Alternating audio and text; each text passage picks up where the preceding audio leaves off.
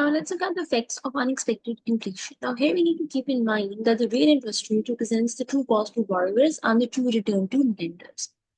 Now consider that when an agreement is made, the nominal interest rate is 5%, the expected inflation rate is 3%. So the expected real interest rate by Fisher's equation is the nominal interest rate minus the expected inflation rate is 2%. But now when repayment is made, consider two scenarios. The first scenario, that there's an unexpectedly lower inflation. I actual inflation rate is 2%. So the actual real interest rate is the nominal interest rate minus the actual inflation rate, which is 3%. Now this turns out to be higher when repayment is made as compared to what the expected real interest rate was when the agreement was made. So as a result of this, now lenders would gain as they will be paid a higher real interest rate, while borrowers will lose as they will have to pay the higher real interest rate.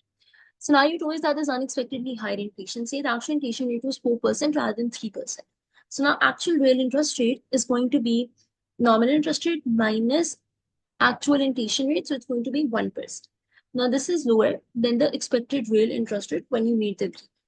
So as a result of this, lenders will lose as now they will be paid a lower real interest rate, but borrowers will gain as they will pay the lower real interest rate now. So whenever inflation is different from its expected value, there will be a redistribution of wealth between lenders and borrowers.